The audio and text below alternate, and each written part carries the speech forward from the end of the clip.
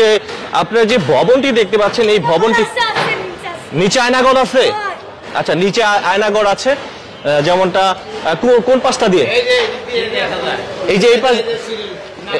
আচ্ছা, এই উপর থেকে আমরা একটু দেখানোর চেষ্টা করছি যে এখানে নাকি আয়নাঘর রয়েছে। উনি যে কি অবস্থা মনে করছেন এই যে ছাত্র জনতা যে ঠান্ডা হয়ে যায়নি, তাদের মধ্যে যে বিপ্লবের যে স্পিরিট আমরা ঠিক 6 মাসের মাথায় কিন্তু আবারও দেখলাম, ঠিক 6 মাসের মাথায় 5ই ফেব্রুয়ারি।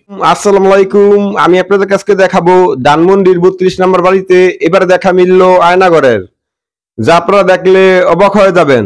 তো আজকের এই ভিডিওগুলো অত্যন্ত গুরুত্বপূর্ণ, তো আমি আশা করব আপনারা সম্পূর্ণ ভিডিওটি দেখবেন, আর এই সম্পূর্ণ ভিডিওটি দেখলেই বিস্তারিত জানতে পারবেন। আর এই ভিডিওগুলো দেখানোর আগে আপনাদের কাছে আমার ছোট্ট একটি রিকোয়েস্ট, আপনারা যদি আমার চ্যানেলে নতুন হয়ে থাকেন তাহলে এরকম নিত্য নতুন আপডেট নিউজ সবার আগে পেতে আমার এই চ্যানেলটি সাবস্ক্রাইব করে আমার সাথেই থাকুন।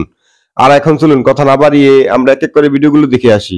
কিন্তু আয়নাঘর পাওয়া গেছে। এইখানে যে আয়নাঘর রয়েছে এটা আসলে কিন্তু অনেকেই অজানা ছিল, যে আজ যখন আমরা সকালবেলা যখন এই ধানমন্ডি 32 নম্বরে বর্তমানে যে পরিস্থিতি দেখতে এসে যে আয়নাঘর পাওয়া গেল, চলুন আমরা একটু আপনাদেরকে সেই আয়নাঘর দেখাই যে এখানে কিভাবে নতুন একটি নির্মাণ যে ভবন সেখানে কিন্তু আয়নাঘর পাওয়া গেছে। আমি আপনাদেরকে একটু দেখানোর চেষ্টা করব। যারা এই মুহূর্তে দেখছেন বা শুনছেন, কোথা থেকে দেখছেন অবশ্যই শেয়ার করে দিবেন। আমি যদি আপনাদেরকে দেখানোর একটু এদিকে আসেন, আমি আপনাদেরকে একটু দেখাই যে এই বঙ্গবন্ধুর যে গাড়ি ব্যবহার করতো, যে গাড়িগুলো ব্যবহার করতো বঙ্গবন্ধুর, সেই গাড়িগুলো আপনাদেরকে আমরা একটু দেখানোর চেষ্টা করছি।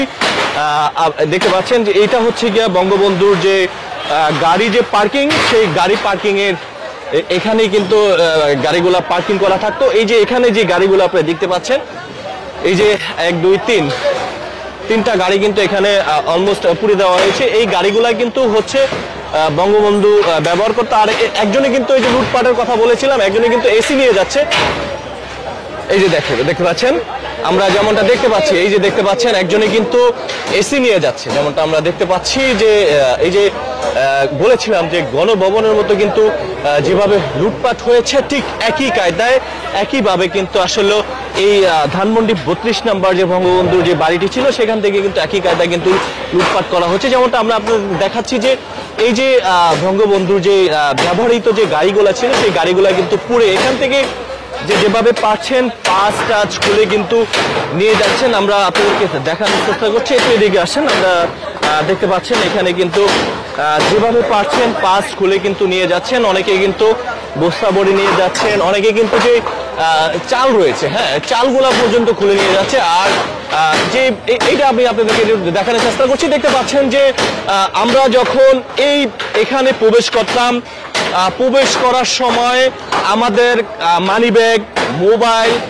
ব্যাগ ইত্যাদি সবকিছু কিন্তু বাইরে জমা দিয়ে ভিতরে প্রবেশ করতে হতো, কারণ এটি জাদুঘর হিসাবে ছিল। যদি বঙ্গবন্ধুকে এই বাড়িতে কিন্তু হত্যা করা হয়েছিল, তখন আমরা এসে দেখেছিলাম যে বঙ্গবন্ধু কোন রুমে ঘুমিয়েছিল।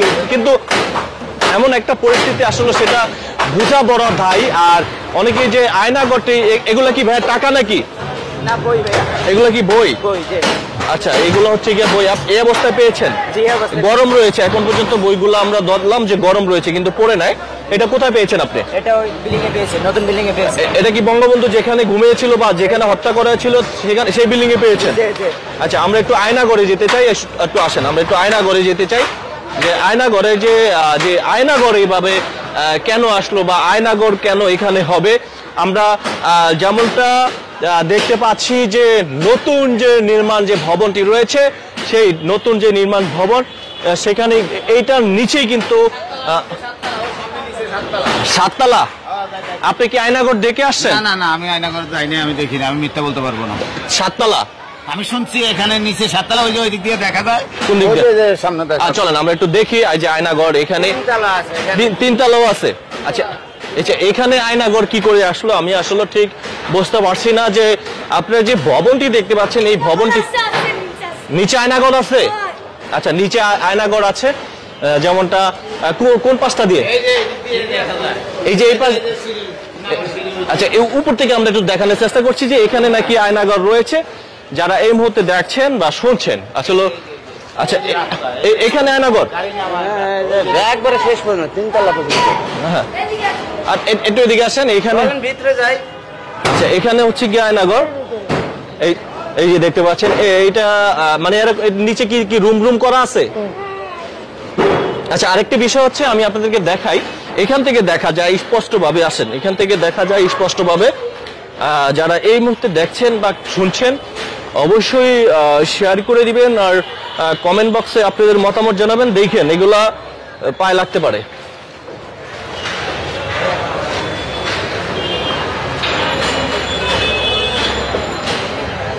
এই যে আমি আপনাদেরকে দেখানোর চেষ্টা করছি যে একটু দেখান, এখান থেকে একটু দেখান। হ্যাঁ, নিচে দেখেন 3 তলা কতটুকু গভীর। নিশ্চয়ই আপনি দেখতে পাচ্ছেন যে হয়তো ক্যামেরায় আমরা যতটুকু পারছি আপনাদেরকে দেখানোর চেষ্টা করছি। যারা এই মুহূর্তে দেখছেন যে এখানে ধানমন্ডি 32 নম্বরে গতকাল রাত্রে আগুন দেওয়ার পরে আজ যখন আমরা সকালবেলা সরজমিনে আসলাম, এখান থেকেই জানতে পেরেছি যে এখানে নাকি আয়নাগর রয়েছে। একটু এদিকে আসেন, আমরা বলেছিলাম যে আসলে লুটপাট হচ্ছে, দেখানোর চেষ্টা করছি আমি। আপনারা কি নিতে আসছেন? আমরা একটু কি পেয়েছেন, কি পেয়েছেন, কি পেয়েছেন? এগুলা এগুলা এগুলা দেখতে আসছে। আর হচ্ছে গিয়ে এই যে দেখেন, এই যে দেখেন যেভাবে পারছে সেভাবে কিন্তু আসলে নিয়ে যাচ্ছে। আর অনেকেই ঠিক গণভবন, এই যে এগুলা এগুলা এই যে দেখেন এগুলা কিন্তু ওনারা নিয়ে যাচ্ছে। এগুলা নিয়ে যাচ্ছেন কেন?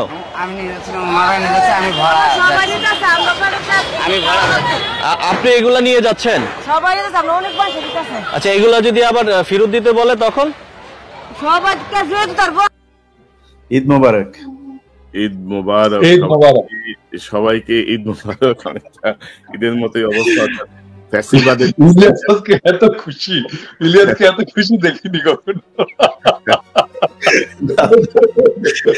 দাদা সব নষ্টের মূল তো দাদা আপনি হচ্ছে।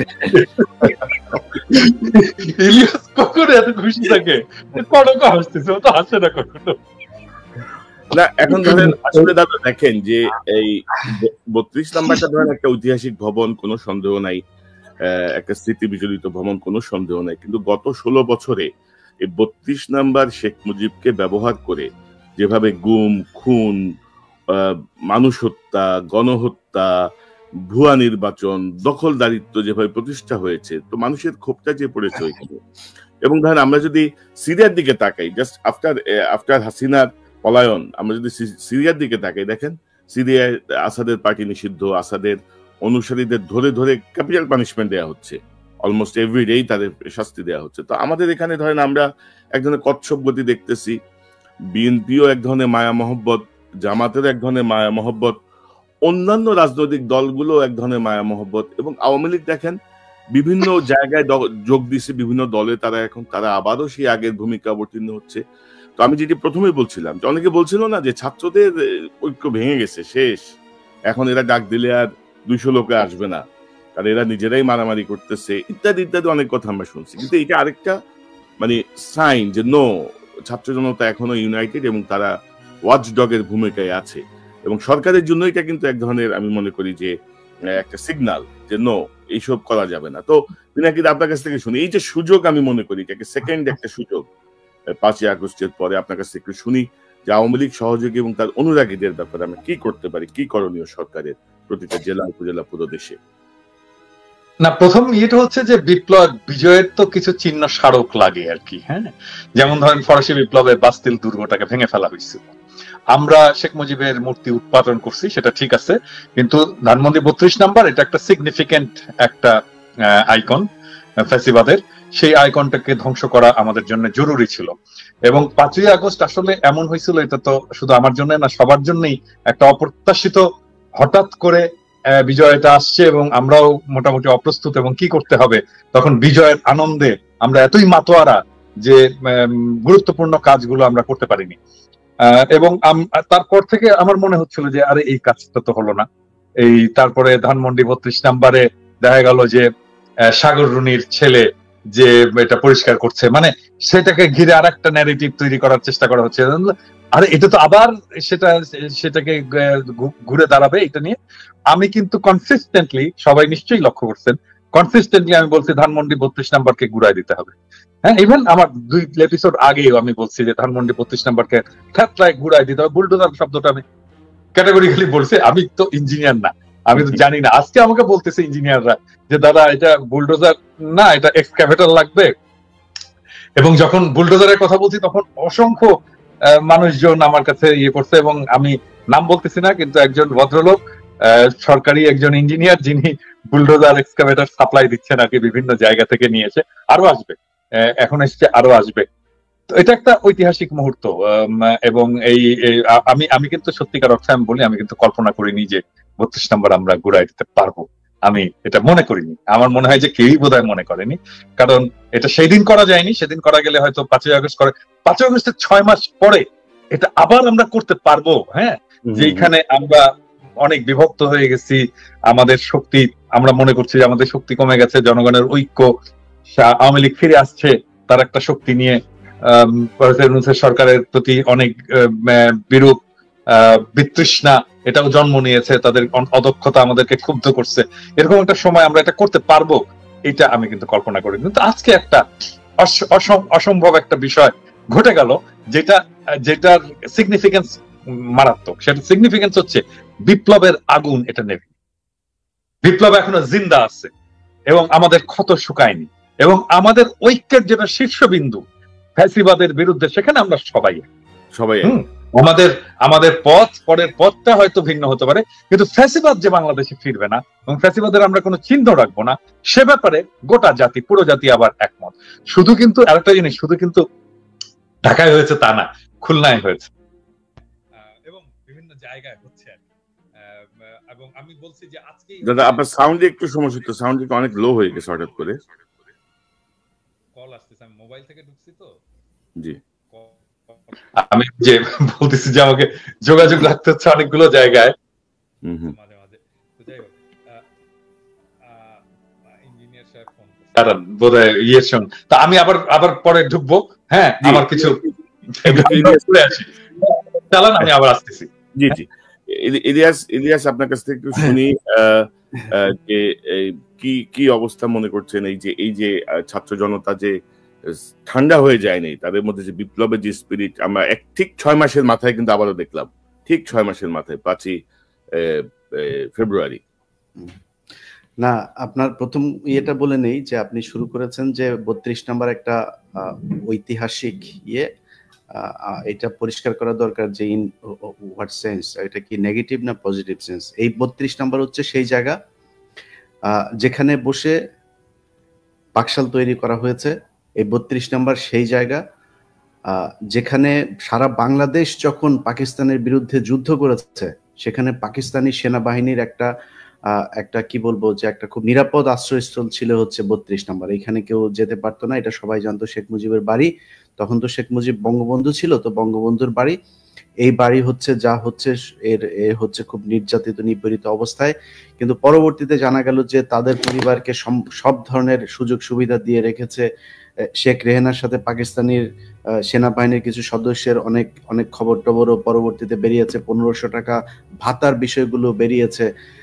সজীব ওয়াজেদ জন্মের সময় আপনার হাসপাতালে এই এটা কি হলি চাইল্ড বোধহয় সম্ভবত, সেখান থেকে হলি ফ্যামিলি হাসপাতালে নিয়ে তাকে সেনাবাহিনীর পাহারায় তার জন্ম হয়েছে। এই 32 নাম্বার থেকে হেলিকপ্টার নিয়ে যে তারপরে শেখ মুজিবের বাবা তখন টঙ্গিপাড়াতে অসুস্থ হয়, তাকে হেলিকপ্টারে এনে ঢাকায় পিজি হাসপাতালে আপনার চিকিৎসা দেওয়া হয়েছে। সো এইটা এই বাংলাদেশের মানুষের জন্য কখনো কোনো কাজ বয়ে আনে নাই। রক্ষী বাহিনী থেকে শুরু করে সবকিছু সদর দপ্তর হিসাবে কাজ করেছে। এটা বাংলাদেশের ফ্যাসিবাদের একটা সিমটম হচ্ছে 32 নাম্বার, যে কারণে এটার ঐতিহাসিক আসলে মির্জাফরের যেমন ঐতিহাসিক আলোচনা আছে, এটা নিয়ে সেই আলোচনা, এটার পজিটিভ।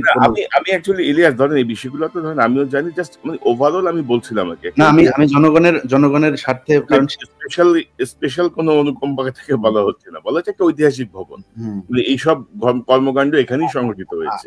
আজকে আমাদের একজন বুদ্ধিজীবী আছে যিনি ভিডিও এডিটর থেকে সাংবাদিক হয়েছেন। আমরা টেলিভিশনটার নাম বলতে চাই না, এটার সাথে আমাদের অনেক আবেগ অনুভূতি জড়িয়ে আছে। সেই টেলিভিশন কর্তৃপক্ষকে বলবো উইদিন 24 আওয়ার্সের মধ্যে তাদের একজন ভিডিও এডিটর কাম সাংবাদিক মঞ্জুরুল আলম পান্না, তাকে খুব দ্রুত টেলিভিশন থেকে সরাইতে হবে। এটা যদি না সরানো হয় তাহলে আমরা ওপেনে কথা বলতে বাধ্য হব। এটা নিয়ে যারাই কথা বলছে সেই মানুষগুলোর চেহারা আমরা চিনি, তারা সরাসরি আওয়ামী লীগের লোক, এখন সুশীল একটা ভাব ধরে এটার পক্ষে কথা বলার চেষ্টা করছে। দ্বিতীয় কথাটা হচ্ছে যে আপনি ছাত্র জনতার যে কথাটা বলেছেন, অবশ্যই ছাত্র জনতা এখানে মাঠে নেমে এসেছে, কিন্তু আমি খুবই খুশি হতাম যে আমরা প্যারিসে বসে কিংবা নিউ ইয়র্কে বসে এইটার বিভিন্ন ধরনের কারা কি করবে কি হবে আজকে 32 নম্বরে এই যে কানেকশনগুলো করাচ্ছি, সেটা মনে হয় ছাত্রদের যে নেতারা এখন সরকারের পার্ট, তাদের কাছ থেকে আসলে আরো ভালো হতো। আমি তাদের প্রতি সম্মান রেখে বলছি, ছাত্ররা এটা বোঝা উচিত যে মানুষ আসলে কি চায় সেটা বুঝতে মনে হয় তাদের একটু সমস্যা হচ্ছে। তাদের মধ্যে অন্তত একজন প্রতিনিধি যদি এখানে আজকে লিড দিত, এটা আমাদের চোখে দেখতে আরো বেশি আমাদের ভাল লাগতো, এটা আই সুদিং হতো। কারণ হচ্ছে গিয়ে বাংলাদেশের মানুষ আওয়ামী লীগ এবং ইন্ডিয়া এই দুইটার ব্যাপারে জিরো টলারেন্স, সেটা তারা আজকে বুঝিয়ে দিয়েছে। কিন্তু ছাত্ররা আমার মনে হয়েছে যে তারা মনে হয় একটা রাজনৈতিক দল গঠন করতে চায়, তারাও বিএনপি, জামাত, আওয়ামী লীগের মতো এরকম তথাকথিত মানে রাজনীতির যে ধারা আমাদের দেশে চলছে, সেই ধারায় গা ভাসিয়ে দেওয়ার একটা চেষ্টা চালিয়ে যাচ্ছে।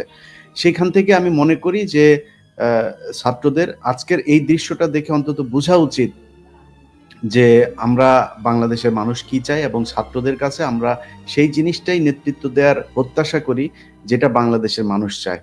তো আমার বিশ্বাস তাদের অবশ্যই ছাত্রদের এই যে 32 নম্বর গুড়িয়ে দেওয়ার সাথে ছাত্রদেরও নেতাদের সাথে দু একজনের সাথে কথা হয়েছে, তারাও এটার সাথে একমত এবং তারা এটার সাথে একাত্মতা ঘোষণা করেছে। কিন্তু আমার মনে হয় সামনে থেকে নেতৃত্বটা দিলে আরো বেশি ভাল লাগতো।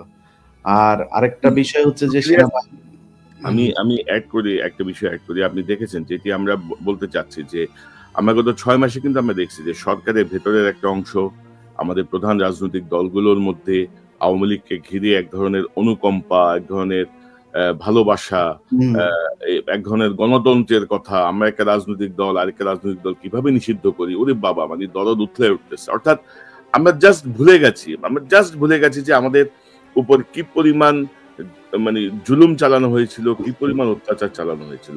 তো এই ঘটনাটা তো একটা আবার প্রমাণ করলো, একটা সুযোগ দিল কিন্তু যে আওয়ামী লীগের সহযোগী যারা আওয়ামী লীগের লেসপেন্সার, বুদ্ধিজীবী, সুশীল সমাজ, রাজনীতিবিদ, এদের বিরুদ্ধে আমাদেরকে অবস্থান নেয়ার, এদেরকে চিহ্নিত করার। আপনি কি মনে করেন? না, একটা জিনিস দেখেন, এই যে 21শে বইমেলাতে একটা ডাস্টবিন বানানো হয়েছে শেখ হাসিনার ছবি দিয়ে। ওরে তো পাবলিক টয়লেট পর্যন্ত বানানো দরকার, ওর ছবির উপরে মানুষের মানে মলমূত্র ত্যাগ করা উচিত।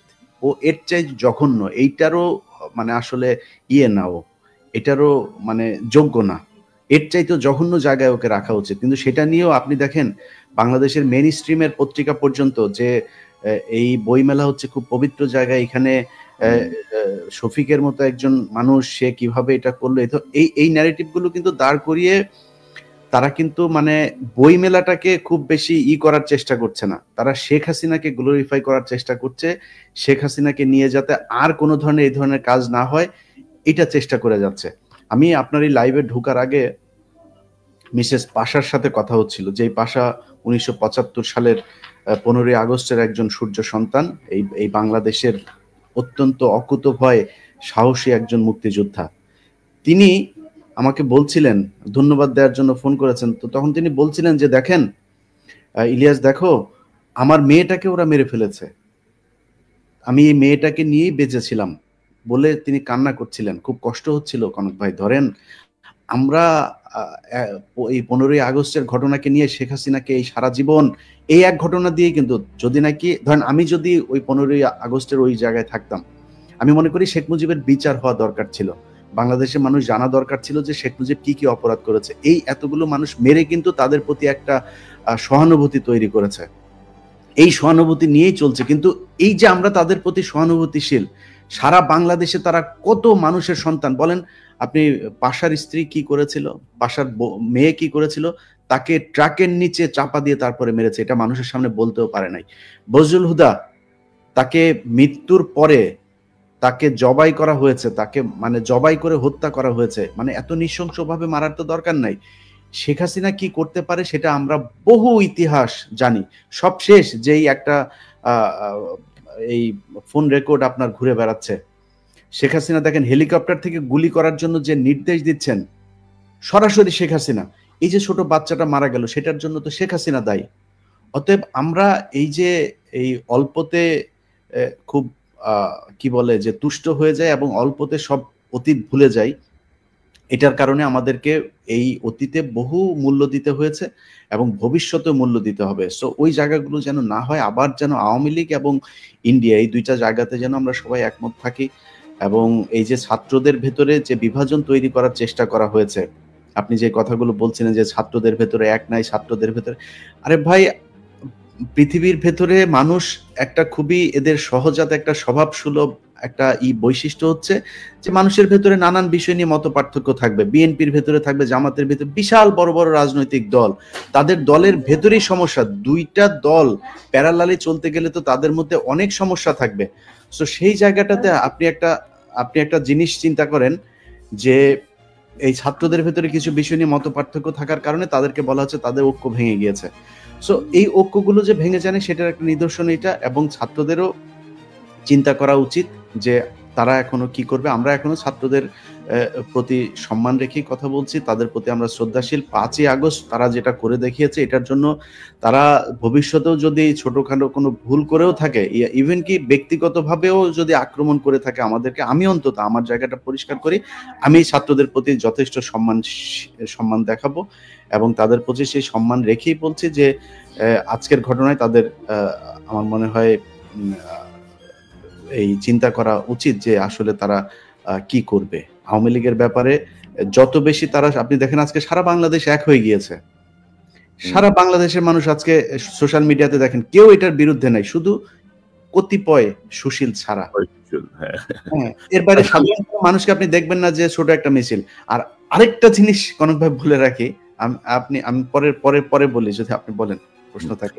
না, আমি বলছিলাম যে ধরেন আমাদের এই যে সংবাদ মাধ্যমগুলো আছে, পত্রিকা বলেন, মিডিয়া বলেন, এই টেলিভিশন বলেন, এরাও কিন্তু খুব মানে এগুলো আসলে আপাত দৃষ্টিতে মনে হচ্ছে তারা একটা নিরপেক্ষ অবস্থানে, তারা কিন্তু খুব কৌশলে মানে হাসিনা আওয়ামী লীগের পক্ষে কাজ করছে, বিভক্তি ধরিয়ে দেওয়ার কাজ করছে, এক ধরনের মানে ধরেন যে এই হাসিনা ফিরে আসবে এই ব্যাপারটা কিন্তু তারাই এস্টাবলিশ করছে নানাভাবে। এবং যেটা আমি মনে করি যে সকল সমস্যার মূল, মানে আপনি যদি দেখেন হাসিনা আজকে যে টেলিফোনে যে বক্তব্য দিল, কোনো অনুকম্পা নাই, কোনো অনুশোচনা নাই। এর মধ্যে আপনি দেখেছেন যে সে অমুকের হাত ভেঙে দাও, অমুকের বাড়ি পোড়ায় দাও, ওদের বাড়ি ঘর, আমাদের বাড়ি ঘর আছে, ওদের বাড়ি ঘর নাই, যত রকমের কথা। সে ক্ষমতায় থাকতে যেমন প্রধানমন্ত্রীর, অবৈধ প্রধানমন্ত্রীর চেয়ারে বসে সে যেমন বলছিল যে আগুনে ফেলে দাও এদেরকে, যারা আগুন জ্বালাইছে তাদেরকে আগুনে পোড়ায় দাও, আগুনের মধ্যে ফেলে দাও, এখনো কিন্তু সে সেম টোনে কথা বলতেছে এত হত্যাকাণ্ডের পরেও। এখনো সে ঠিকানা কার কোথায় পরিবারের লোকজন আছে তাদেরকে পর্যন্ত ই করে। আমরা আজ পর্যন্ত বলি নাই যে কারোর অন্যায়ের জন্য তার পরিবারের মানুষকে, যদিও আমাদের পরিবার, আপনার নিজের বোন জেল খেটেছে, আমার পরিবারের লোকজনের উপর নানান ভাবে টর্চার করা হয়েছে, কিন্তু আমরা আজ পর্যন্ত বলি নাই যে কারোর অন্যায়ের জন্য কারোর পরিবারের উপরে হামলা করা হোক। তিনি কিন্তু এখনো বলছেন কোন জজের, কোন এই সমন্বয়কের পরিবারের কে কোথায় আছে এগুলো লিখে রাখতে, এগুলো সব হিসাব নেওয়া হবে। তো আপনি কি মনে করেন এই যে ধরেন এখন আমাদের রাজনৈতিক দল, বিশেষ করে প্রধান রাজনৈতিক দলগুলো বিএনপি, জামাত, তাদের আসলে আমার মনে হয় যে তাদের ভাবনাটা আবার মানে রিথিঙ্কিং করার একটা সুযোগ আসছে আর কি। তারা যেভাবে ভাবছিলেন, আপনি কি মনে করেন? আপনার কি পরামর্শ? তা তো অবশ্যই। আমি ধরেন সমস্যাটা হয় কি, বাংলাদেশের মানুষের ভেতরে একটা চরম আকারে প্রতিযোগিতা কাজ করে। এই প্রতিযোগিতাটা তারা অনেক সময় অসুস্থ ক্ষেত্র প্র্যাকটিস করার চেষ্টা করে। যেমন আমাকে নিয়ে ধরেন, আমাকে যদি আমি একটা জামাতের ব্যাপারে একটা কথা বলি, তখন আমাকে বানানো হয় আমি বিএনপি পন্থী। আবার বিএনপির ব্যাপারে একটা কথা বললে আমাদেরকে বানানো হয় জামাতপন্থী। ভাই আমি জামাতপন্থীও না, বিএনপি পন্থী না। আমি আবার যদি জিজ্ঞেস করেন যে আমি কোন পন্থী বলতে হবে, তাহলে আমি জামাত বিএনপি পন্থী। কারণ আমরা এক জায়গায় আমরা মানে ঠিক আছে, সেটা হচ্ছে আওয়ামী লীগকে কোনো ছাড় দেওয়া হবে না। আওয়ামী লীগকে যেই দল যত বেশি ছাড় দেবে, আমি সেই দল থেকে তত বেশি দূরত্ব বজায় রাখবো। সো এই জায়গাটাতে ঠিক থাকতে হবে। আজকে যদি নাকি জামাত এবং বিএনপির ভেতরে এই ধরনের কোনো চুক্তি হয় যে তাদের একটা রাজনৈতিক অ্যালায়েন্স থাকবে, তাদের একটা রাজনৈতিক বলয় থাকবে, এই দুই বলয়ের তারা বিভক্ত হয়ে বলুক যে আমরা 5 বছর করে আমরা ক্ষমতায় থাকবো, আমার কোনো কোনো সমস্যা নাই, থাকেন। কিন্তু আওয়ামী লীগ এটা এই দেশের কোনো রাজনৈতিক দল না, এটা ভারতের একটা রাজনৈতিক দল, এবং ভারত তাদের সব ধরনের বুদ্ধি, পরামর্শ, নিয়ন্ত্রণ সবকিছু তাদের হাতে। সো আমি তাদেরকে বাংলাদেশের কোনো রাজনৈতিক দল মনে করি না। ভারত মনে করে যখন আওয়ামী লীগ ক্ষমতায় থাকে তখন তারাই ক্ষমতায় আছে, এবং এটা সেই 71 থেকে 75 এটাই হয়েছে, এবং এই 2009 থেকে আজ পর্যন্ত সেটাই হয়েছে। বিডিআর হত্যাকাণ্ড দিয়ে শুরু হয়েছে, এখন পর্যন্ত সেটা চলছে। অতএব বিএনপি এবং জামায়াত যতই চেষ্টা করুক যে তারা ইয়ের সাথে, আপনার ভারতের সাথে সুসম্পর্ক বজায় রাখবে, আমি এই জিনিসটা কোনোভাবে বুঝি না। যে কালকে জামাত ইসলামের আমিরের একটা বক্তব্য একটা পত্রিকাতে দেখলাম, আমি জানি না সত্য কি মিথ্যা, এন তিনি বলেছেন যে তারা কখনোই ভারত বিরোধী না। আরে ভাই, ভারত বিরোধী বললে সমস্যাটা কোথায়? এই দেশে মানুষের ভিতরে একটা ভীতি তৈরি করে দেওয়া হয়েছে যে ভারত বিরোধী, ভারতকে সরাসরি যদি করা হয় তাহলে ভারত আর ক্ষমতায় আসতে দিবে না। ভারত এই দেশের ক্ষমতার কন্ট্রোল করে না, 5 জানুয়ারি ভারত ঠেকাইতে পারে নাই। সো এরকম অনেক নির্বাচন হয়েছে। 91-তে তো ভারত কখনোই শেখ খালেদা জিয়াকে ক্ষমতায় আনতে চায়নি। এই দেশের জনগণ নিয়ন্ত্রণ করেছে যে কারা ক্ষমতায় আসবে। সো সামনে কেন পারবো না? আমার মনে হয় এই যে একটা জুজুর ভয় যে ভারত, আপনি 25শে ফেব্রুয়ারির ঘটনায় এই যে পিলখানা হত্যাকাণ্ড, ভারত নাকি আমাদের উপরে অ্যাটাক করবে, এই জন্য সেনাবাহিনী, অনেক অফিসারের সাথে কথা বলে এটা শুনলাম। বললাম এত সহজে ভারত বাংলাদেশ দখল করে নিবে? ওরা ওই পাশে সেনাবাহিনী উপস্থিত ছিল, মানে প্রস্তুত ছিল। এই জিনিসগুলো করা হতে। রাজনৈতিক দল দুইটা, জামাত এবং বিএনপি, তাদের কাছে অনুরোধ যে আপনারা এই ভীতি থেকে বের হয়ে আসেন। আপনারা যত চেষ্টাই করেন ভারতকে কখনো তার পছন্দের 1 নম্বর তালিকায় আওয়ামী লীগকে সরাইতে পারবেন না। ভারতের পছন্দের 1 নম্বর তালিকায় সবসময় আওয়ামী লীগ ছিল, আছে, সারা জীবন থাকবে। ওই তালিকায় আপনি বিএনপি আর জামাত যত প্রতিযোগিতায় করেন ওই জায়গায় আপনারা যেতে পারবেন না। রাইট।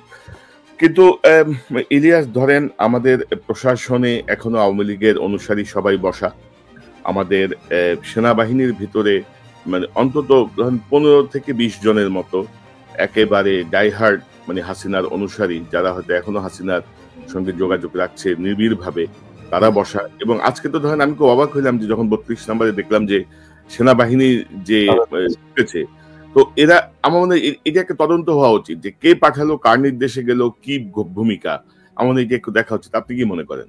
অবশ্যই এটা সেনাবাহিনী যে এখন পর্যন্ত আপনার মানে আওয়ামী লীগের হয়ে কাজ করছে, এর আমি আপনাকে কয়েকটা জিনিস বলি। আলেমদের মুক্তির ব্যাপার, আমার আজকে ওটা নিয়ে একটা লাইভ করার কথা, গতকালকে কথা ছিল, আমি ওই লাইভটা করতে পারি নাই, আমার কিছু সমস্যা হচ্ছিল। আজকে সেই লাইভটা করার কথা ছিল, তো সকালে ঘুম থেকে উঠে তো দেখি ঈদ মোবারক, যেই কারণে ওই লাইভটা আমি বললাম হুজুরদেরকে যে হুজুর আমরা আজকে এটা করলে এই ইস্যুটা আসলে গুরুত্বপূর্ণ ইস্যু, সো আপনার ওই ইস্যুটা আটকায় যাবে। তো আমরা আগামীকালকে ওই বিষয়টা নিয়ে কথা বলবো। এই আপনার এমনিতেও এখন পর্যন্ত বিচারকদের ভেতরে আওয়ামী লীগের এই লোকজন আছেই। আইন মন্ত্রণালয় এখনো পুরোপুরি একদম, আইন মন্ত্রণালয়গুলোর বেশিরভাগই সচিব, আমলা, এগুলো তো সবই এখনো আওয়ামী লীগের শেপেতে তারা বসে আছে। তার উপরে কিছু কিছু বিচারক মামলার আপনার দিচ্ছে, জামিন দিচ্ছেন এই আলেমদেরকে। দেখেন সেই উদিচি, 21শে আগস্ট, 10 ট্রাক, সব তো একই সুতোয় গাঁথা। তো এই আওয়ামী লীগের এই ইন্ডিয়ার এই যে ষড়যন্ত্র, এই ষড়যন্ত্রটা বুঝতে বর্তমান সরকারের আর কত বছর সময় লাগবে? তাদের তো উচিত ছিল যে পরের দিনে এই মামলাগুলো সব বাতিল করে দেয়া, এবং যদি মনে করে যে কোনো ঘটনা নিয়ে তাদের কোনো তদন্ত করা উচিত, তাহলে তারা সেটা নিয়ে তদন্ত করুক। আমার মনে হচ্ছে বর্তমান সরকার থেকে শুরু করে সেনাবাহিনী, আমলা, রাজনৈতিক দল, সবার একটা জায়গাতে তারা ছাড় দিচ্ছে শেখ হাসিনাকে, সেটা হচ্ছে বিডিআর আর আলেম, এই দুইজনাদের বিরুদ্ধে যে মামলাগুলো আছে সেই মামলাগুলোতে তারা কোনোভাবেই শেখ হাসিনাকে ওভারটেক করতে চায় না। মানে শেখ হাসিনা যা করেছিল সেটাই মনে হচ্ছে করছে। তো ওইখানে গিয়ে আপনার যখন তাদেরকে ছাড়া হচ্ছে, আপনি জানেন, আপনি এই যে জেলে ছিলেন প্রায় 9 মাস, এই আদালতে যখন আদেশটা হওয়ার পরে সেটা আবার ফের জেল কর্তৃপক্ষের কাছে সেটা আসতে হয়। এই যে আসার মাঝখানে যে সময়টা, এখানে আপনি বের হওয়ার সময় দেখেছেন যে সেখানে ডিজিএফআই লোকজন, এনএসআই লোকজন, সব গোয়েন্দা সংস্থার লোকজন থাকে, এবং তাদের ক্লিয়ারেন্সের বাইরে এটা করা যায় না।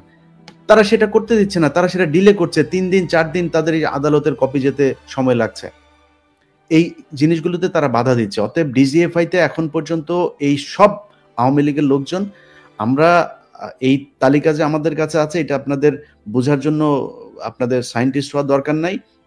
তো আপনারা কারা কারা আছেন, আপনারা এখন খুব বেশি বিশাল ক্ষমতাশালী আছেন, এই ক্ষমতায় আপনারা থাকতে পারবেন না। আজকের ঘটনা দিয়ে চিন্তা করেন, আপনারা কিন্তু কোনো কিছুই আটকাইতে পারবেন না। আর যদি মনে করেন এখন সেনা শাসন দিয়ে কিছু করে ফেলবেন, ওইটাও আপনাদের পক্ষে সম্ভব না। দেশের মানুষ ওই জায়গাতে নাই আসলে। তো এই আজকের ঘটনায় যারা বুলডোজার করেছেন, আটকেছেন, এবং বিভিন্ন জায়গায় সেনাবাহিনীর এই যে গোয়েন্দা সংস্থা মিলে নানান ধরনের গোয়েন্দা তৎপরতা করে তারপর সরকারকে বেকায়দায় ফেলে আবার শেখ হাসিনাকে আনার জন্য পায়তারা করছেন, স্বপ্ন দেখছেন, এই দিবা স্বপ্ন থেকে সেনাবাহিনীকে বের হয়ে আসতে হবে। কারণ আমার মনে হয় না যে সেনাবাহিনী আজকে যদি চাইতো তাইলেও এইখানে বাঁচাতে পারে। সেনাবাহিনী না, সেনাবাহিনীর ধরো 10 থেকে 15 জন অফিসার বা সর্বোচ্চ 20 জন। না ভাই, আপনি এটা বলবেন কিভাবে? ওয়াকারের নিজের ঘরের মধ্যে এখন পর্যন্ত শেখ মুজিবের ছবি। আপনি সেনাবাহিনীকে বাঁচায় বলবেন? সেনা প্রধান যদি এটা হয়, আমরা সেনাবাহিনীকে বলবো কিভাবে যে আসলে একদম পুরো সেনাবাহিনীকে ধরে কথা বলতে? ইচ্ছা করে সবাইকে ধরেই কথা বলি। আমরা এটা জানি যে এখনো সেনাবাহিনীর ভেতরে অনেক ভালো মানুষ আছেন, কিন্তু আমি তাদেরকে বলবো যে দেখেন, আপনারা আপনাদের সেনা প্রধানকে বুঝান, এবং এই যে ডিজিএফআই প্রধান থেকে শুরু করে যারা যারা ডিজিএফআই তে ঝামেলা করছে তাদের আমার মনে হয় মানে এই পরামর্শটুকু দেওয়া উচিত যে মানুষ ওই মধ্যে আসলে এখন নাই।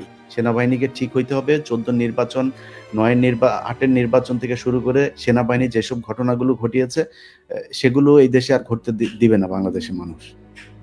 এবং কিছু কিছু ধরো আমরা দেখছি যে অবসরপ্রাপ্ত অনেকে নানা রকমের স্ট্যাটাস দিচ্ছে এখন। ধরো ইকবাল করিম ভূঁইয়া 14 সালে তার ভূমিকা কি ছিল, 14 নির্বাচনের কি ভূমিকা ছিল, তারপরে এরশাদকে নির্বাচনে আনতে কে বাধ্য করছিল, উনি আবার ধরেন ওনার অপরাধ সব আড়াল করে এখন মহান সাজার চেষ্টা করতেছে। ভাই, খালেদা জিয়ার বাড়ি থেকে বের করেছে কার সময়?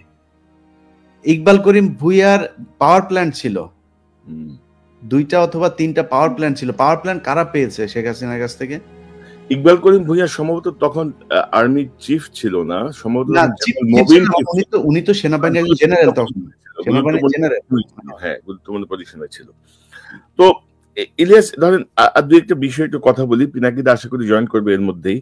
ধরেন আমাদের রাজনৈতিক, আচ্ছা এই প্রসঙ্গে যাওয়ার আগে আমি একটু বলি যে জেলে যারা আছে, ব্যস্ত আছে ভাই, হ্যাঁ জেলে যারা আছে তারা কিন্তু বেশ আরামায়েশি আছে বলা চলে। এবং আপনি যদি নেতাদের বিভিন্ন কথাবার্তা দেখেন, আমি তো এবং সালমান এফ রহমান তো জেলখানার ভেতর থেকে টেলিফোনেই অনেক রকমের অসন্তোষ তৈরি করছে, আপনি তো জানেন। তো এই জায়গাটা আমাদেরকে অ্যাডজাস্ট করা দরকার, সরকারের আর একটু কঠোর হওয়া দরকার বলে মনে করি।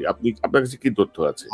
আমার মনে হয়, আমি যতটুকু জানি, আমি কালকেও এটা নিশ্চিত হচ্ছিলাম, শুধুমাত্র নারী তারা নিতে পারছে না, নারীদের মানে রিকুইজিশন আছে কিন্তু নারীর এটা অ্যালাউ করছে না এখন পর্যন্ত। এই ছাড়া তারা মদ থেকে শুরু করে সব কিছুই পাচ্ছে ভেতরে। তো এই জেলখানার ভেতরে নিয়ে যদি তাদেরকে এভাবে আরামায়েশ করতে দেওয়া হয়, এবং হত্যা মামলার যেসব আসামিরা আছে তাদেরকে সবাইকে ধরাও হচ্ছে না, এই জায়গায় একটা মনে হচ্ছে সরকারের শৈথিল্যতা কাজ করছে। এই জায়গাগুলো তো অবশ্যই আমার মনে হয় ওই যে যেটা বললাম শুরুতেই, যে ছাত্রদের আরো বেশি তৎপর হওয়া উচিত, এবং ছাত্রদের বোঝা উচিত যে এই জায়গাগুলোই তাদের মূল পুঁজি। ছাত্ররা যদি মনে করে যে কয়েক হাজার কোটি টাকা ইনকাম করে নিয়ে তারপরে তারা বিশাল আকারে কিছু করে ফেলবে, ওটা দিয়ে শুধু একটা কাজই করতে পারবে, এই সরকার অন্য একটা সরকারের কাছে নির্বাচন দিবে, নির্বাচন দিয়ে আসিফ নজরুলের মতো বউ বাচ্চা নিয়ে তারপরে সব আমেরিকায় চলে যাবে, সেখানে গিয়ে সারা জীবন বসে খাইতে পারবে। এটা সত্যি কথা। কিন্তু যদি মনে করে যে না, আসলে রাজনীতি করতে চায়, দেশের মানুষের পাশে থেকে কিছু করতে চায়, দেশে থাকতে চায়, তাহলে তাদের দেশের মানুষের টোনেই কথা বলতে হবে।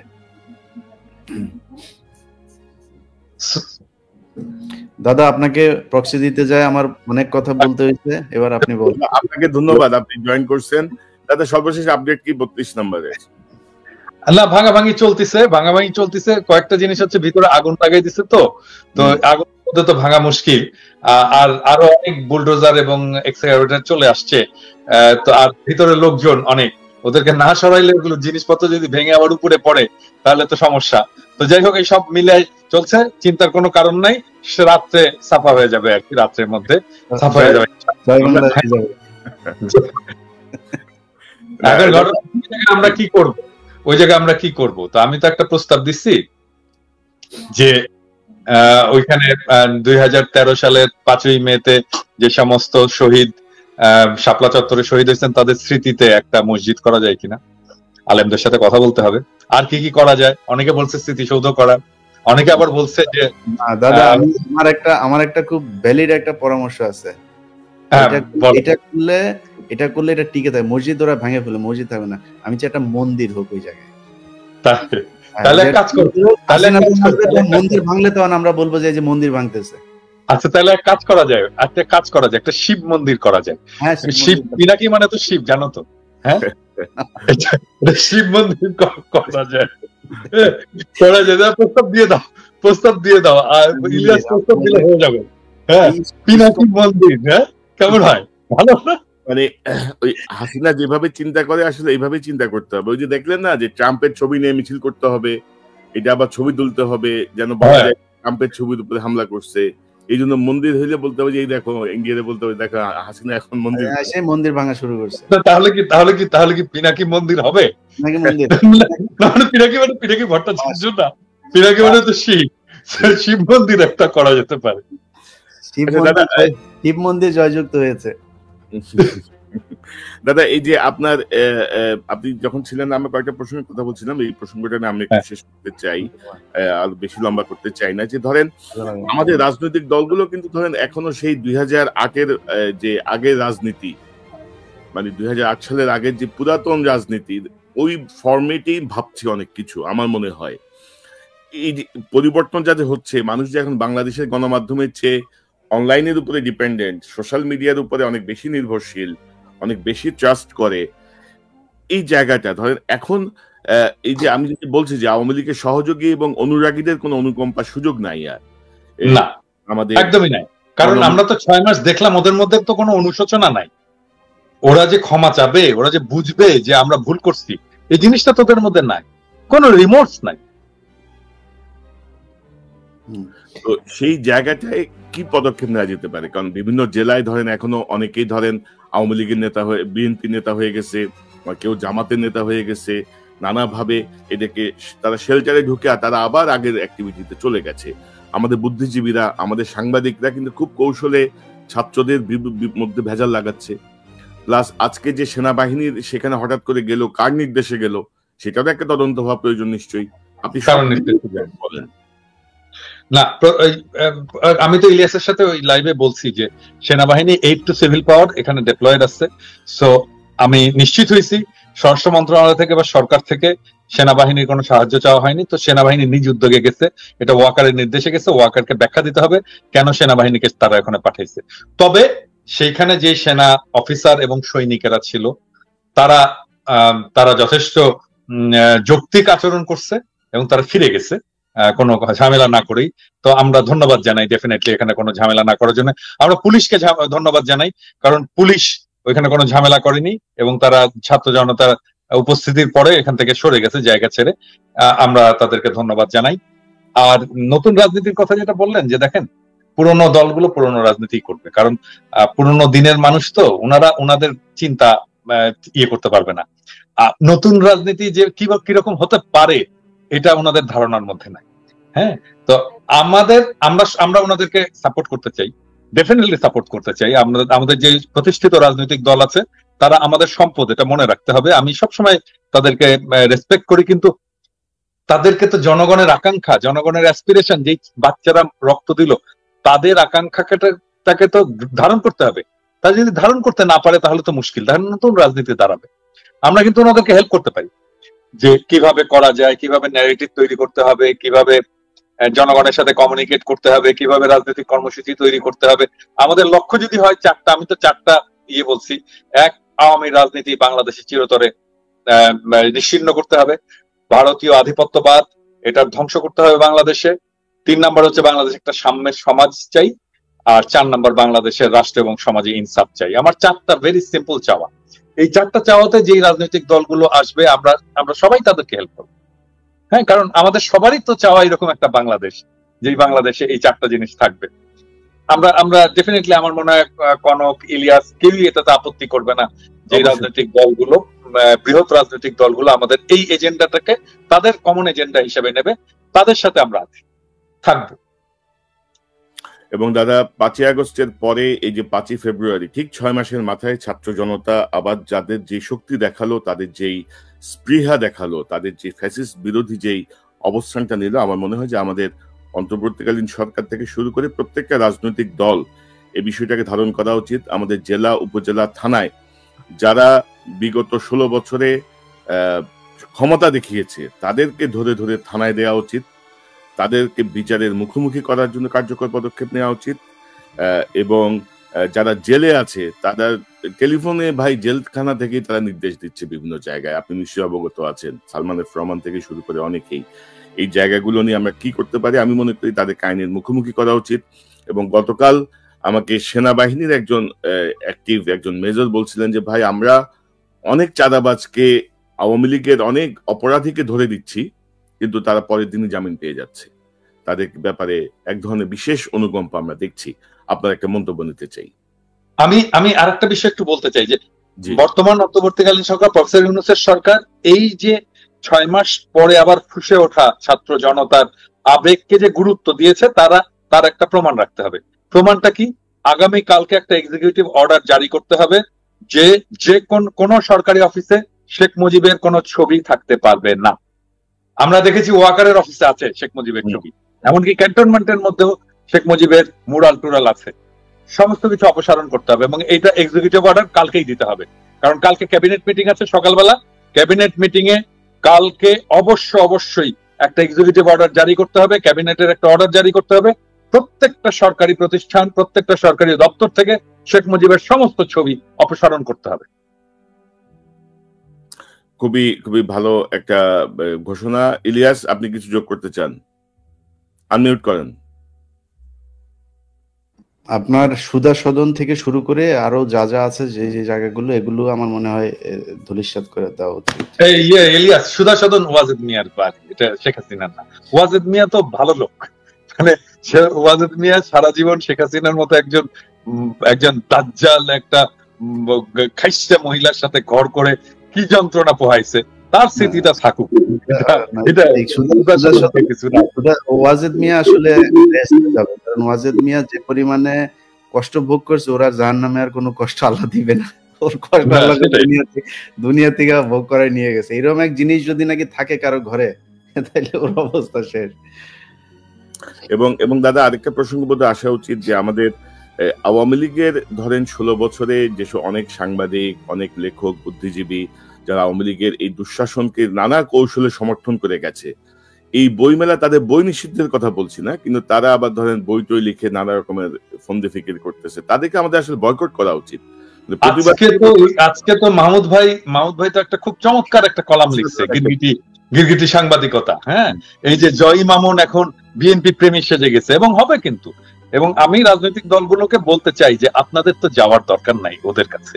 আপনারা তো চেনেন কারা লড়াই করছে, কারা সংগ্রাম করছে, কারা নির্যাতিত হয়েছে, এবং কারা ফ্যাসিবাদের দালাল ছিল। ওদের থেকে দূরে থাকেন, এটা আমার স্বনির্বন্ধ অনুরোধ। এদের থেকে দূরে থাকেন, দরকার নাই ওদের কাছে যা। ওরা আপনার কিছু অ্যাড করবে না, আপনার বরং ইমেজ নষ্ট হবে। কেউ যদি দালাল সাংবাদিকদের কাছে, দালাল লোকদের কাছে, দালাল প্রফেসরদের কাছে, দালাল বুদ্ধিজীবীদের কাছে যায়, তাহলে আপনার ইমেজ নষ্ট হবে। আপনার জনগণের ইমেজ দরকার, জনগণের সমর্থন দরকার। জনগণের সমর্থন তাদের সাথে আছে যারা এই লড়াই এতদিন ধরে ছিল। হ্যাঁ, আমি এই সুযোগে বলি আর কি, নিশ্চয়ই কনক, ইলিয়াস দুইজনেই লক্ষ্য করছে যে বিএনপির একটা অংশ, সবাই না, আমার পিছনে লাগছে গত কয়েকদিন ধরে আর কি, নানা ধরনের প্রচারণা, এটা সেটা, মেয়ার ক্যাম্পেইন ইত্যাদি শুরু করছে। আমি বলতে চাই কি যে করে লাভ নাই। হ্যাঁ, মানে করতে পারেন, করতে পারেন, এটা আপনাদের ক্ষতি। মানে ধরেন আমরা তো শত্রু না, আপনার বিএনপিরও শত্রু না, আমরা জামাত ইসলামের শত্রু না, আমরা ফ্যাসি বিরোধী যে কোনো রাজনৈতিক দলের জনগণের শত্রু না। আমরা একই সাথে লড়াই করছি, আপনারা আমার আপনজন। কিন্তু আমাদের ডেফিনেটলি কিছু ডিফারেন্স থাকবেই, আমাদের চিন্তার ডিফারেন্স, সবার, আমাদের এই তিনজনেরও ডিফারেন্স আছে। কিছু কিছু জায়গায় ঐক্য আছে, কিন্তু অনেক জায়গাতেই ডিফারেন্স আছে, থাকবেই। আমরা ডিফারেন্স নিয়ে এক জায়গায় কাজ করি, কিন্তু আপনারা যদি আওয়ামী লীগের মতো কাজ করেন তাহলে তো খুবই মুশকিল। দাদা, এই যে আপনি নিশ্চয়ই এটা জানেন যে বিএনপির একটা অংশ মনে করে যে আমরা তো ক্ষমতায় যাচ্ছি, তো বিরোধী দল কে হবে, বিরোধী দল হিসেবে আওয়ামী লীগ আসলে খুব ভালো হইতো আমাদের জন্য রাষ্ট্র পরিচালনায়। এইরকম একটা অদ্ভুত ভাবনা তাদের মাথায় আছে। হ্যাঁ, এই একই চিন্তা কিন্তু ভাই এই যে জিয়াউর রহমান করছিলেন, কিন্তু হ্যাঁ, যে একটা ভালো একটা গঠনমূলক একটা রাজনৈতিক পরিবেশ, গণতান্ত্রিক পরিবেশ তৈরি করার জন্য এই হাসিনাকে আনার এই পরামর্শ দিয়েছিলেন। যতটুকু জানি ওই যে এই শাহ মুয়াজ্জেম কি ওই যে প্রধানমন্ত্রী ছিলেন শাহ আজিজ এই পরামর্শ দিয়েছেন, তার পরামর্শে তিনি এটা নিয়ে এসেছিলেন। কোন একটা আরেকটা কারণ আছে, বিএনপি মনে করে যে বাংলাদেশে ইসলামপন্থীদের একটা উত্থান হয়েছে এবং ইসলামপন্থী রাজনৈতিক দল, ইসলামপন্থী জনতা একটা শক্তি সঞ্চয় করেছে, এইটা ভবিষ্যতে তারা ম্যানেজ করতে পারবে না। তো ম্যানেজ করার জন্য আওয়ামী লীগকে দরকার। হ্যাঁ, এটা কমপ্লিটলি একটা ভুল ধারণা। এই ভুল অ্যাজাম্পশনের উপরে দাঁড়ায় তারা সমস্ত অ্যাকশন গুলো নিচ্ছে এবং সেই কারণে তাদের রাজনীতিটা ভুল হচ্ছে। এটা ধরায় দেওয়া আমাদের কর্তব্য এবং আমরা মনে করি যে ওই ওই ওই ন্যারেটিভটা আওয়ামী ন্যারেটিভ, ওই ন্যারেটিভটা ইন্ডিয়ান ন্যারেটিভ, এবং সেই জন্য আমরা সতর্ক করতে চাই যে ওর মধ্যে ঢুকেন না। ওর মধ্যে ঢুকলে আপনার রাজনীতি তো যাবেই, দেশের বিপদ হবে। ধরেন বিএনপির মতো একটা রাজনৈতিক দল, এই দল যদি দুর্বল হয়ে যায়, যথেষ্ট দুর্বল হয়েছে এই আওয়ামী শাসনে, এই দল যদি দুর্বল হয়ে যায় তাহলে তো বাংলাদেশের স্বাধীনতা সার্বভৌমত্বের জন্য একটা বিপদ। এই জিনিসটা আমরা বুঝতে পারতেছে না। হ্যাঁ, আমরা তো চাই না বিএনপি দুর্বল হোক, আমরা চাই বিএনপি সবল থাকুক। এবং দাদা তারেক রহমান সাহেব যে ভাবনায় ভাবছেন বা ওনার বক্তব্যে আমরা যে রিফ্লেকশনটা দেখি, এই রিফ্লেকশনটা কিন্তু মাঠে যারা আছেন, মানে যারা তার দলে ক্যারি ফরওয়ার্ড করতেছে না, আলাদা তো, কমপ্লিটলি আলাদা তো, দেখতেছেন না? মানে তারেক রহমান যেই ভাইব নিয়ে আসতেছে তার বক্তৃতাতে, তার বক্তব্যে, আর মাঠে একদম মাঠে তো আওয়ামী লীগ হয়ে গেছে সব। হ্যাঁ, জাতীয়তাবাদী লীগ হয়ে গেছে তো, তাদের আচার আচরণ বলেন, কথাবার্তা, সবকিছু, ন্যারেটিভ সবকিছু। জামাতে ইসলামকে গালাগালি, আল বদর বলে গালাগালি, আল বটর বাহিনী বলে আর গালাগালি। হ্যাঁ, জামাতকে দেখতেই পারে না। হ্যাঁ, মানে কনফিডেন্স থাকা ভালো, আবার এতটা ওভার কনফিডেন্স আবার সমস্যা করবে আর কি। 91 সালে আওয়ামী লীগের যেটা হয়েছিল, মানে আমার মনে হয় যে আরেকটু স্লোলি ভাবা উচিত। ইলিয়াস, আমার অনুষ্ঠানের শেষ পর্যায়ে আপনার শেষ মন্তব্য নিতে চাই, তারপর পিনাকি তার মন্তব্য নিয়ে আমার অনুষ্ঠান শেষ করবো। আচ্ছা, আমি একটু ইলিয়াসকে বলি, ইলিয়াস বইটা পড়ছো? ফুলকুমারী পড়ছো? না দাদা, আমি তো ওই যে বিডিআর নিয়ে এত ব্যস্ত, আমি ওইটা এখনো পড়তে পারি নাই। আমার পড়া শেষ করলে অর্ডার দিছি, আসতেছে। আচ্ছা, পড়া হইলে তাহলে আমরা একটা শো করবো। পড়া হওয়ার পরে আপনার বইটা নিয়ে আমরা অলরেডি আপনার এটা নিয়ে আমরা দুইজনই কথা বলতেছিলাম যে আপনার এটা নিয়ে আমরা একটা শো করবো। আমি অলরেডি তাদেরকে বলছি যে আমরা এটা নিয়ে একটা শো করবো, আলোচনা করবো বিস্তারিত ভাবে। তো ইলিয়াস, আপনার শেষ মন্তব্যটা একটু শুনি। এখন করণীয় কি? এই যে নতুন একটা সুযোগ, এই সুযোগকে আমরা কিভাবে কাজে লাগাতে পারি? সরকারের করণীয় কি? বিরোধী রাজনৈতিক অন্যান্য দলগুলোর করণীয় কি? আমি শেষ করি আওয়ামী লীগের দিয়ে, বাকি কথা দাদা বলুক। সেটা হচ্ছে যে আওয়ামী লীগের ভাই, আপনারা এই দেশের মানুষ, আপনাদের এই যে আমরা হাসাহাসি করছি, দাদা আজকে বলছিল যে আমি খুব খুশি, আসলেই খুশি, খুব খুশি। আপনাদের যে কোনো ধরনের এই ধরনের ক্রাইসিসে আমি সবসময় খুশি, কারণ আপনারা এই দেশে আজ পর্যন্ত যত বড় বড় ধরনের, যত মানে আর্টিফিশিয়াল যেই হত্যাকাণ্ডগুলো করা হয়েছে, সেটা সেই গান পাউডার থেকে শুরু করে ওই পিলখানা, তারপরে আন্দোলন, হেফাজত, সব জায়গায় নির্মম রসিকতা করেছেন। এই শেখ হাসিনা সংসদে বসে নিজের চোখে দেখেছে, আমি তো তখন ঢাকায়, আমি একদম ভোর 4টা থেকে আমি এই হেফাজতের মাঠে, আমি নিজের চোখে দেখেছি পাশের থেকে লোকগুলি খেয়ে মারা যাচ্ছে। আমি শেষ ছিল আমি লাইভ, আমাদের 21 টিভি বন্ধ করে প্রায় 2-3 ঘন্টা সেদিন বন্ধ ছিল, কনক ভাই মনে আছে নিশ্চয়ই। তো তারপরের দিন শেখ হাসিনা সংসদে গিয়ে বলল যে ওরা রং মেখে তারপরে শুয়েছিল, একটা ক্যাজুয়ালিটি হয়নি। এত নির্মম রসিকতা কোনো মানুষ করতে পারে? তো আওয়ামী লীগের জন্য আমাদের ভেতরে কিন্তু মায়া আছে। আমাকে দিয়ে হাসিনা যেটা করেছে, সেটা ইভেন আওয়ামী লীগের অনেক মানুষ, আপনারা তাকে ভালোবাসেন, তারাও পারবেন না। যে ধরনের নিষ্ঠুর আচরণ করে, এটা আপনাকে দিয়েও সম্ভব না। তো আমরা শুধু এইটুকুই বলতে চাই যে এই দেশের রাজনীতিকে আজকের এই পর্যায়ে নিয়ে এসেছে শেখ হাসিনা। যে মুজিবুর রহমান খারাপ ছিল না ভালো ছিল, সেটা নিয়ে আলোচনা করতে গেলে ওই দাদার একটা বই আছে, ওইখানেই শুনেন। এই যে এখন বলে না, আজকালকে একটা পোস্ট দেখলাম, সেই পোস্টের মধ্যে লেখা হচ্ছে যারা নাকি বীরাঙ্গনা ছিল 71-এর সময়, যারা নাকি মানে ইয়ে হয়েছিল, যাদের কোনো পরিচয় ছিল না, এরকম কিছু মানুষকে নাকি শেখ মুজিব বলেছে লিখে দিও 32 নাম্বার তাদের ঠিকানা, শেখ মুজিব আমাদের বাবা। এই শেখ মুজিব বিদেশিদের সাথে চুক্তি করেছে তাদেরকে বাইরে পাঠিয়ে দেওয়ার জন্য, সে বাংলাদেশে রাখতে চায়নি তাদেরকে, দূষিত রক্ত বলছে, দূষিত রক্ত বলেছে। এবং এটা এই পিনাকি দাদার ওই বইতে উনি রেফারেন্স ওই জিনিসগুলো বলেছেন, আমি এছাড়াও অনেক অনেক বইতে পড়েছি। তো এই তো শেখ মুজিব, তাকে নিয়ে যদি আপনি কথা বলতে চান, এই 32 নাম্বারকে নিয়ে নেগেটিভ কথা বললে অনেক কথা ইতিহাসের একদম সূত্র ধরে ধরে বলে দিব, আমরা সেটা নিয়ে কথা বলতে চাই না, কিন্তু এই কথা আপনারা বলাচ্ছেন। আজকে 32 নাম্বার ভাঙতে মানুষ যেত না যদি আপনি এই কয়দিন আগে 2,500 মানুষ না মারতেন। বিএনপি আপনার পাশে দাঁড়াইতো যদি বিএনপির যে নেত্রী তাকে যদি তার ঘর থেকে আপনি বের না করতেন। এই তারেক রহমানকে দেশছাড়া করেছেন আপনারা। আজকে এই জামাতের উপরে যে ধরনের নির্যাতন হয়েছে, জামাতের একজন শহীদ দেলোয়ার হোসেন সাইদি বলে গিয়েছিলেন, এই দেশের জনগণ তোমাকে টান দিয়ে মামু বাড়িতে নিয়ে ফেলবে, তুমি আজকে মামু বাড়িতে আছো। তো আওয়ামী লীগের লোকজনের আমরা যেটা মনে করি যে একটু মিনিমাম হইলেও আপনাদের অনুশোচনা হওয়া দরকার। বাংলাদেশের মানুষের কাছে এখনো সময় আছে, মাপ চান। যতই এদের কথাবার্তা শুনে ফাল পারেন যে 75-এ যেটা হয়েছে সেটা আমরা হইতে দিব না, আর 75-এ মানুষ নেচেছিল, আজকেও নাচছে, আজকেও আপনারা কিছু করতে পারেন নাই। ভবিষ্যতে এরকম করলে আবারও মানুষ এইভাবে আপনাদের বিরুদ্ধে নামবে, সেই দিনও কিছু করতে পারবেন না। আজকে যারা বেঁচে আছেন তারা চোখের সামনেই দেখছেন যে 15ই আগস্টে মানুষ যে মিষ্টি বিতরণ করেছিল সেটা সত্য কি মিথ্যা। রাইট ইলিয়াস, আমি শুধু একটা বিষয় যোগ করতে চাই। আপনি যে হেফাজতের রক্তের কথা বললেন, রক্ত রং মেখে হাসিনা যে বললো, আপনি নিশ্চয় দেখেছেন আরো নির্মম কথা। সে নিজের নির্দেশ দিয়ে গুম করে বলেছে এরা অভিবাসী হতে যে সাগরে ডুবে মারা গেছে, কিন্তু সে দিয়েছে। অথচ সে নিজে নির্দেশ দিয়ে তাদেরকে খুন করেছে, গুম করেছে, মেরে ফেলেছে, বলেছে এরা বোধহয় দেশ ত্যাগ করতেছে, মারা গেছে। তো পিনাকিদা, আপনার কাছ থেকে একটু জানি যে এখন করণীয় কি? আওয়ামী লীগের সহযোগীদের আর অনুকম্পার সুযোগ নাই। এই জায়গাতে আমাদের রাজনৈতিক দলগুলো কি করতে পারে? সরকারের ভূমিকা কি হওয়া উচিত আগামীকাল থেকে? আপনার মন্তব্যটা আমরা জানতে চাই, আপনার বক্তব্যটা জানতে চাই। আমি প্রথম থেকে যখন 5ই আগস্ট হলো তারপরে কিন্তু আমার চিন্তা ছিল যে কিভাবে রিকনসিলিয়েশন করব, কিভাবে তাদেরকে সমাজে এটা আবার ফেরত নিয়ে আসবো, তারা অনুশোচনার মধ্যে দিয়ে, ক্ষমা প্রার্থনার মধ্যে দিয়ে সমাজে ইন্টিগ্রেটেড হবে। কিন্তু সেটা হলো না, এবং আমরা প্রত্যেকেই আমরা একমত যে তাদের মধ্যে অনুশোচনার বিন্দু মাত্র কোনো ইয়ে নাই, এবং তারা জুলাই বিপ্লবকেই আর বরং প্রশ্নবিদ্ধ করার জন্য তারা নানা ধরনের ন্যারেটিভ তৈরির চেষ্টা করেছে।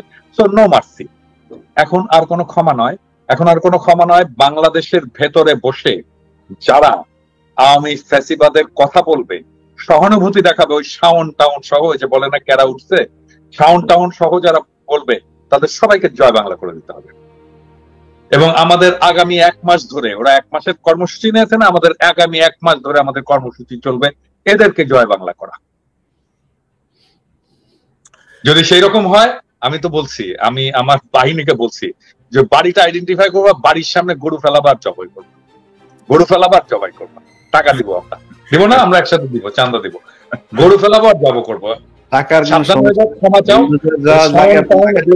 ক্ষমা চাও। এগুলো ঢাকায় বসে, বাংলাদেশে বসে আওয়ামী ফ্যাসিবাদের দালালি চলবে না। Stop, full stop.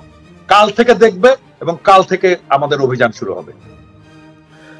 এবং আমরা কি করতে পারি সেটা প্রমাণ আজকে দেখানো হয়েছে, ছাত্র জনতা দেখাই দিছে, তার প্রমাণ চট্টগ্রামে দেখানো হয়েছে। কঠোর নির্মম হইতে বাধ্য করবেন না। সমাজে মেশে আওয়ামী ফ্যাসিবাদের দালালি করবেন, তার পক্ষে কথা বলবেন। রাইট। ওইটাই, এই যে আমাদের প্রেস সেক্রেটারি শফিক ভাই ডাস্টবিনের যে ছবিটা, এই ছবির পরে কত সুশীলের আহাজারি, আহা, মানে বইমেলার পবিত্রতা নষ্ট হয়ে গেল রে, কি হলো রে, কি অবস্থা আপনি দেখছেন না? আবার যাইতে হবে, আবার ফোন যাইতে হবে, খোদা হাফেজ। তাহলে ভাঙেন তাড়াতাড়ি ভাঙেন। ঠিক আছে দাদা, ভালো থাকেন। থ্যাংক ইউ ইলিয়াস, আপনাকে ধন্যবাদ আপনার মূল্যবান অংশগ্রহণের জন্য। পিনাকিদাকে ধন্যবাদ। আশা করি আবারও দেখা হবে, কথা হবে। ভালো থাকেন ইলিয়াস। আল্লাহ হাফেজ। দর্শক, এতক্ষণ যে অনুষ্ঠান শুনলেন, নিশ্চয়ই আপনি আলোচনা মর্মার্থ উপলব্ধি করতে সক্ষম হবেন। ছাত্র জনতা ঠিক 6 মাসের মাথায় 5ই ফেব্রুয়ারি আবারও সুযোগ এনে দিয়েছে এই সরকারকে এবং রাজনৈতিক দলগুলোকে। আওয়ামী লীগের প্রতি আমরা যেন আর অনুকম্পা না দেখাই। একটি রাজনৈতিক দল হ্যান ব্যান ত্যান এসব কথা বলে তাদেরকে পুনর্বাসনের যেন কোনো চেষ্টা না করা হয়। তো আমি আশা করছি আপনারা সম্পূর্ণ ভিডিওটি দেখেছেন। তো আপনাদের যদি এই বিষয়টি নিয়ে কোনো মতামত থাকে আমাকে অবশ্যই কমেন্টে জানাবেন। আর আপনারা যদি আমার চ্যানেলে নতুন হয়ে থাকেন তাহলে আমার এই চ্যানেলটি সাবস্ক্রাইব করে আমার সাথেই থাকুন। তো দেখা হচ্ছে পরবর্তী ভিডিওতে। সেই পর্যন্ত সবাই ভালো থাকবেন, সুস্থ থাকবেন। আল্লাহ হাফেজ।